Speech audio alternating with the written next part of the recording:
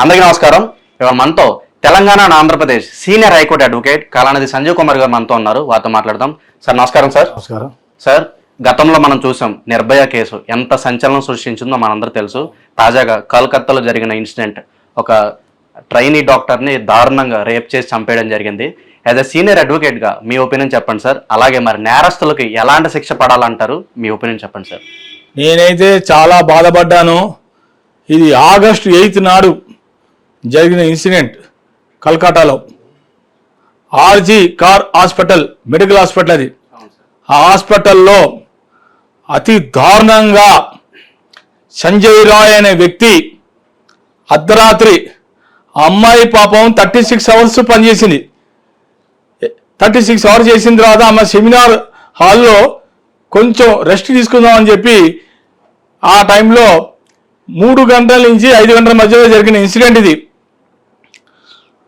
ఆ వ్యక్తి ఏం చేశాడంటే, సంజయ్ రాయ్ ఒక బ్లూటూత్, ఒక నెక్ పెట్టుకున్నాడు, ఇన్స్ట్రుమెంట్ లాగా పెట్టుకున్న డివైస్ అంటారు అని, డివైస్ పెట్టుకొని మొత్తానికి ఆ అమ్మాయిని రకరకాలుగా, అసలు మామూలుగా అతను వచ్చినట్టే సివిక్ వాలంటీర్ అంటారు అతన్ని, సివిక్ వాలంటీర్. చాలామంది జనరల్గా ఏదైనా ప్రభుత్వ హాస్పిటల్లో ఎక్కడైనా ఏదైనా ఇన్ఫర్మేషన్ కావాలంటే వీళ్ళని పెట్టుకుంటారు సివిక్ వాలంటీర్. ఇక్కడ మన ఇదివరకు ఆంధ్రప్రదేశ్లో ఆంధ్రప్రదేశ్ ప్రభుత్వం జగన్ గారు వాలంటీర్స్ని పెట్టుకున్నాడు.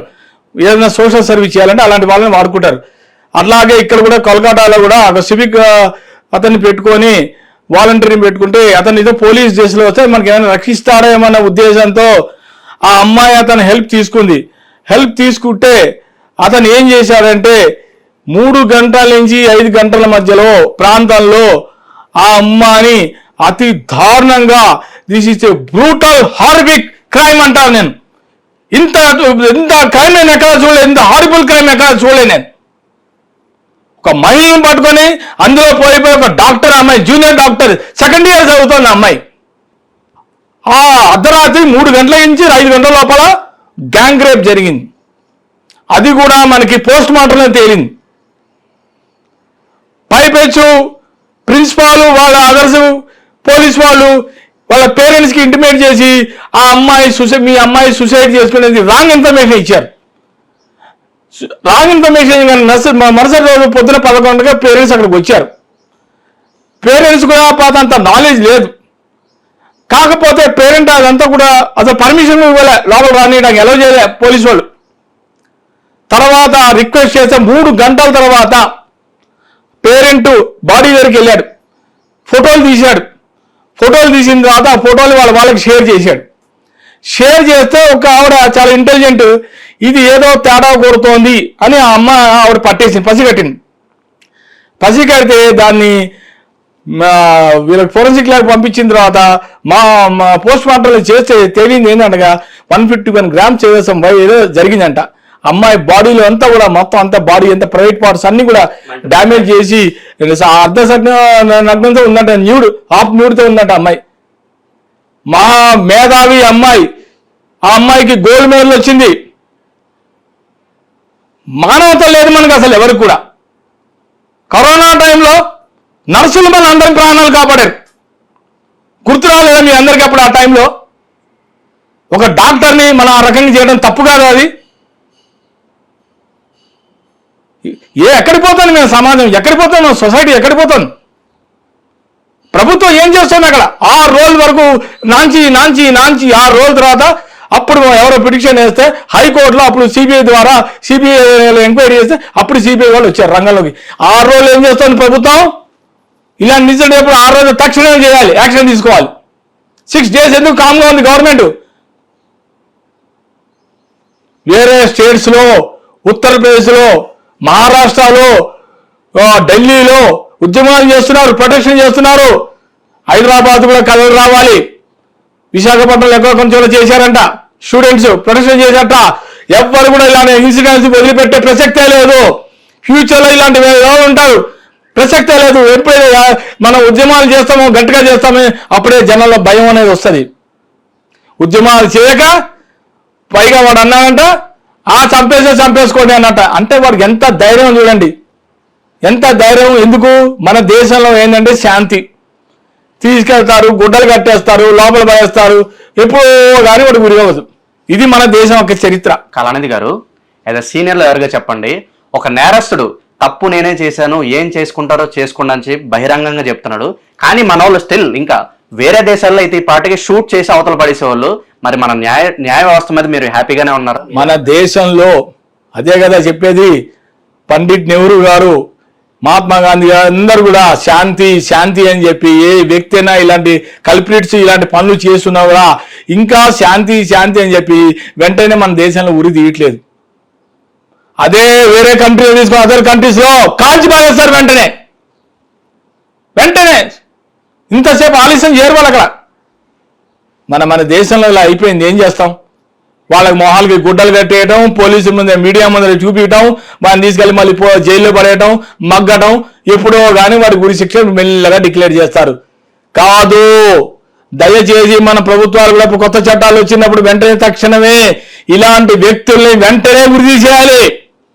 ఆలస్యం చేయకూడదు. ఎంత ఆలస్యం చేస్తే ఆ కేసు అంత పెండింగ్ అయిపోతుంది. ఇంకో విషయం ఏంటంటే వాళ్ళు ఎవిడెన్స్ గా తారుమారు చేసేట, ట్యాంపరింగ్ చేసేట. పైగా ఇంకో కొత్త డెవలప్మెంట్ అక్కడ మధ్యాహ్నం అర్ధరాత్రి తెల్లవారుజాము 3 గంటల మధ్య రెనోవేషన్ కొత్తగా క్రియేట్ చేశారు. నెక్స్ట్ డే నుంచి అప్పుడే వచ్చిందా మీకు రెనోవేషన్ స్టార్ట్ చేయడం? అంటే మీరు కోర్టు తప్పుదారి పట్టిద్దామనా, ఎవిడెన్స్ తారుమారు చేద్దామనా ఈ అమ్మాయి? అంటే దీని వెనకాల ఏదో పెద్ద హస్తాలే ఉన్నాయి, పెద్ద పొలిటికల్ బ్యాక్గ్రౌండ్ ఉంది. సార్, ఇప్పుడు ఈ మల్టిపుల్ స్టిచెస్ జరిగిన అమ్మాయికి ఇంజరీస్ బట్టి మనకి చెప్పొచ్చు ఇది చేసింది కేవలం ఒక్క పర్సన్ కాదు, ఇది గ్యాంగ్ రేప్ అని నిర్ధారణ అయింది. సో మరి ఇక్కడ పోలీసులు కానీ ఎవరైతే ప్రొటెక్ట్ చేయడానికి ప్రయత్నిస్తున్నారు, ఇక్కడ ఎవిడెన్స్ ని కప్పేయడానికి ప్రయత్నిస్తున్నారు, మరి వీళ్ళ వెనకాల పెద్ద తలకాయలు ఒక పొలిటికల్ పార్టీ ఉందనే ప్రచారం జరుగుతుంది. మరి మీరేమంటారు? సార్, ఎంతటి పెద్ద తలకాయ అయినా న్యాయం ముందర అందరూ, చట్టం ముందర అందరూ సమానమే. ఎంతటి పెద్ద తలకాయ అయినా బోన్ ఎక్కాల్సిందే, జైలుకి వెళ్ళాల్సిందే. ఇలాంటి తప్పులు చేసేవాళ్ళు ఎవరు కూడా ఎవరిని ఊరికే వదిలిపెట్టే ప్రసక్తే లేదు. ఒక ఇన్సిడెంట్ లో చీఫ్ మినిస్టరే ఢిల్లీ చీఫ్ మినిస్టర్ జైల్లో ఉన్నాడు, తిహార్ జైల్లో ఉన్నాడు. చీఫ్ మినిస్టర్కి దిక్కు లేదు, మామూలు వాళ్ళు వీళ్ళు ఎంతండి వీళ్ళు? ఇలాంటి వ్యక్తుల్ని, ఇలాంటి కల్ప్రిట్స్ ని, ఇలాంటి రేపిస్ట్ గ్యాంగిస్టర్లని ఎవరిని వదిలిపెట్టే ప్రసక్తే లేదు.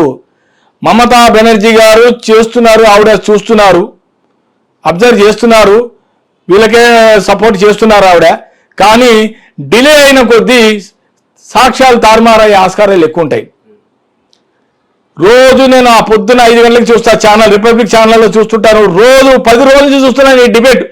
ఈ కలకాల మటుకు మామూలుగా పెద్ద వైరల్ అయింది. స్టూడెంట్స్ కూడా ఇవాళ అర్లీ మార్నింగ్ కూడా నేను టీవీలో చూసా, కుర్చీలు కొట్టేస్తున్నారు స్టూడెంట్స్. అంత ఆగ్రహంతో ఉన్నారు, కోపంతో ఉన్నారు. ఎందుకంటే అమ్మాయి మామూలు అమ్మాయి కాదు, ఒక medical brilliant student, second year training అవుతుంది డాక్టర్. ఆ డాక్టర్లు మనకి ఎంతో ముఖ్యం, మనకి ఎంతో అవసరం. కరోనా టైంలో ఆ డాక్టర్లు లేకపోతే మనం ఎప్పుడో చచ్చి ఉండేవాళ్ళం. ఇప్పటికి సగం మంది చచ్చిపోయారు ఆల్రెడీ. డాక్టర్లున ప్రాణాలు పోయేటప్పుడు డాక్టర్ని పిలుస్తారు హాస్పిటల్లో. డాక్టర్లు అప్పుడేమో ప్రాణాలప్పుడు డాక్టర్ కావాలి, ఇలాంటప్పుడు ప్రాణాలు ఇస్తారు ఆ డాక్టర్ని. తెలీదా మీకు? డాక్టర్ ఎంత ఉపయోగం మనకి, సమాజానికి, సొసైటీకి చాలా అవసరం. అందుకని అంటారు మహాత్మా గాంధీ గారు చెప్పినట్టుగా 12ంటికి కూడా ఆడదానికి స్వాతంత్రం లేదు మన దేశంలో.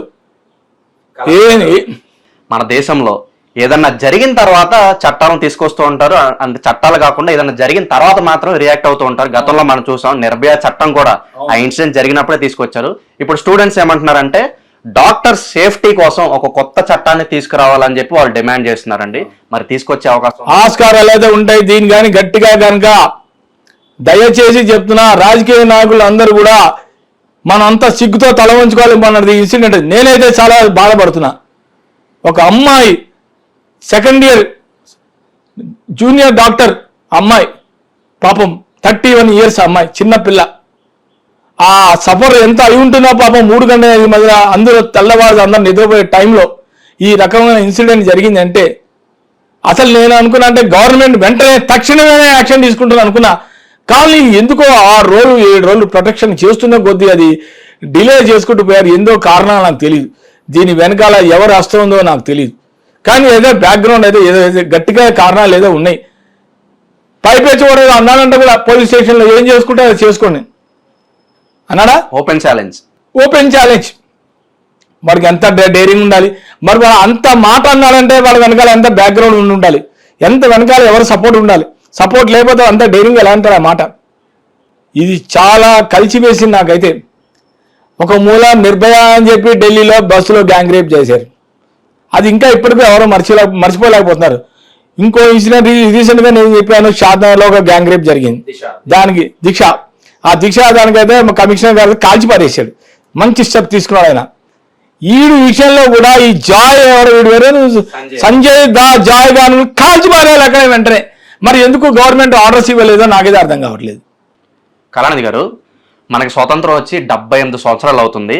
ఒక పక్క మనం సెలబ్రేట్ చేసుకుంటున్నారు, కానీ ఇండియాలో క్రైమ్ రేట్ చూసినా ఇలా రేపులు చూసినా చాలా ఎక్కువైపోతుంది. నిజంగా మనకు స్వతంత్రం వచ్చిందంటారా? ఎక్కడండి, ఎక్కడ స్వతంత్రం అనేది ఎప్పుడు వస్తుందంటే ఎప్పుడైతే ఆడదాని సరిగ్గా ఇలాంటి రేపులు కాకుండా అర్ధరాత్రి వెళ్ళినా ఇంటికి సేఫ్టీగా ఇంటికి వస్తేనే అప్పుడే మనకి ఇండిపెండెన్స్ వచ్చినట్టు నేను అనుకుంటున్నా. That is my reading. ఎక్కడుందండి ఇండిపెండెన్స్? బయటికి వెళ్తే చాలు వస్తుందో రానో దుస్థితిలో ఉన్నాం మనం ఇంకా మన దేశంలో.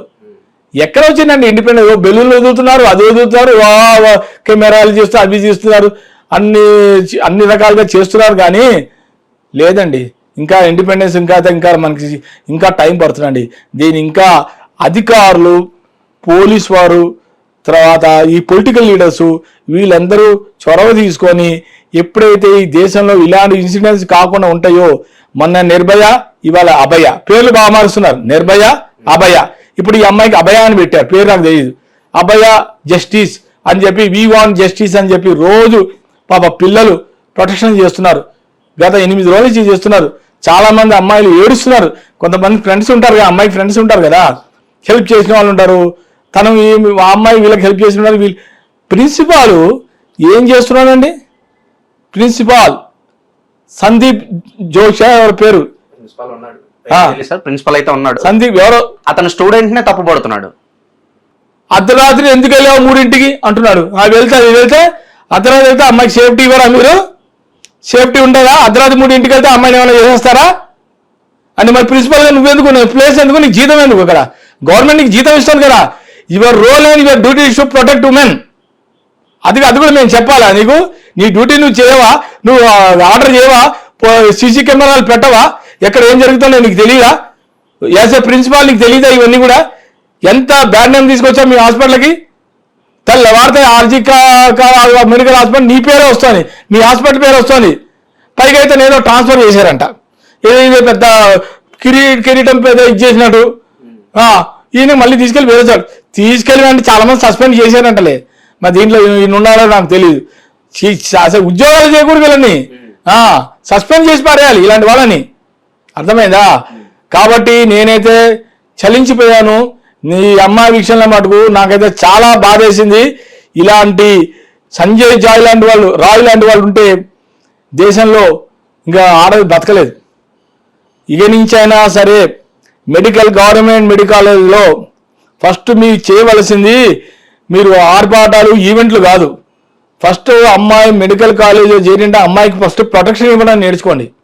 సిగ్గుతో తలవంచుకోవాలి మనం అంతా, మనం దేశం అంతా, across the country, across the world. ఈ కలకట్ట అనేది చూస్తాను, ఆవిడ ఆలోచించాలి మన సీఎం గారు ఏంటి ఇలా అని. ఆవిడ కలకట్టకి ఆవిడకే బ్యాడ్ నేమ్. ఈ రకంగా అక్కడ మొత్తం ఆవిడ ప్రతి రాష్ట్రం వాళ్ళు కలకట్టా చూస్తున్నారు, ప్రతి దేశం వాళ్ళు చూస్తున్నారు, వేరే దేశాల వాళ్ళు కూడా కలకట్టా మీద చూస్తున్నారు. అందులో ఇది ఒక మామూలు ఇష్యూ కాదు, ఇది చాలా పెద్ద బర్నింగ్ ఇష్యూ. ఈ వైరల్ రేప్ ఇష్యూ మటుకు మామూలు వ్యవహారం కాదు ఇది. అందులో ఒక మెడికల్ స్టూడెంట్, అందుకే గోల్డ్ మెడలిస్ట్ అమ్మాయి. మరి ఇలాంటప్పుడు చాలా దేశాలు కూడా చాలా కోపంగా ఆగ్రహించారు, చాలా కోపంగా ఉన్నారు, చాలా సీరియస్గా ఉన్నారు. దయచేసి మేడం గారు, సీఎం గారు, మీరు ఇతని విషయంలో మటుకు ఎట్టి పరిస్థితుల్లో వదిలిపెట్టే ప్రసక్తే లేదు. ఎట్లయినా సిబిఐ వాళ్ళు చూసుకున్నారు, వాళ్ళు మొత్తం ప్రతి క్షణం ప్రతి కోణం నుంచి లాగుతారు. వాడు చేసిన ఒక బ్లండర్ మిస్టేక్ ఏంటంటే, రేప్ చేసిన తర్వాత ఒక మెడలో బ్లూటూత్ నెక్ డివైస్ ఉంది కదా, అది మర్చిపోయాడు అక్కడ. అది కంగారులో వదిలేసి వెళ్ళిపోయాడు బాడీ మీద. ఎంత పెద్ద నేరస్తుడు, చాలు పోలీసులకి ఒక క్లూ చాలు, ఏదో ఒక చిన్న క్లూ పట్టేస్తారు. తర్వాత నిదానం వీడియో చేశాడని రేపు చూసారా. పైన భగవంతుడు ఉన్నాడు, దేవుడు అనేవాడు ఉన్నాడు. ఎక్కడో ఇలాంటి తప్పులు చేసే వాళ్ళ పైన ఆయనే పనిష్మెంట్ ఇస్తాడు. వీళ్ళు ఇప్పుడు వదిలిపెట్టరు. వీళ్ళు అనుకుంటున్నారు బూటకు మాటలు, నన్ను ఏం చేయలేరులే, పోతే పోయానని. పోతే పోయాను కానీ ఇక్కడ మనం కమిషనర్ కాల్ చేయాలి. అక్కడ అంతకుముందు కమిషనర్ కాల్ చేయడే అట్లా కాల్ చేయాలి. అప్పుడే మన దేశం బాగుపడుతుంది. ఇలాంటి వాళ్ళని ప్రసక్తే లేదు, వదిలిపెట్టే ప్రసక్తే లేదు. పాపం స్టూడెంట్స్ అందరు కూడా 8 రోజులు అజిటేషన్ చేస్తున్నారు ఈ ఆర్జీ మెడికల్ హాస్పిటల్ దగ్గర. ఇప్పటికీ ఇంకా జరుగుతూనే ఉంది. ఇంకా ఇష్యూ ఇంకా అప్పటికి అవ్వలేదు. చూడాలి మరి సీఎం గారు అక్కడ యాక్షన్ చాలా స్పీడ్గా త్వరగా సిబిఐ ఎంక్వైరీ చేసి త్వరగా అన్ని నిజాలు బయటపడితే ఎవరు చేశాడు, ఇంకా వెనకాల ఎవరో హస్తం ఉంది, అవన్నీ కూడా బయటకు అప్పుడే మనకి న్యాయం, వాళ్ళ కుటుంబానికి న్యాయం జరుగుతుంది కోరుకుంటున్నాం. ప్రభుత్వాలు ఇంకా చొరవ తీసుకుని ఈ కేసును త్వరగా వాళ్ళు ఇన్వెస్టిగేట్ చేయాలని కోరుకుందాం సార్. అలాగే స్టూడెంట్స్ కూడా పెద్ద ఎత్తున వచ్చి తనకు సపోర్ట్గా నిలవాలని కోరుకుందాం. ఏదైనా కూడా ఆ అమ్మాయికి త్వరగా న్యాయం చేయాలని అందరం కోరుకుందాం. దీని మీద మీ ఒపీనియన్ చెప్పినందుకు ధన్యవాదాలు సార్.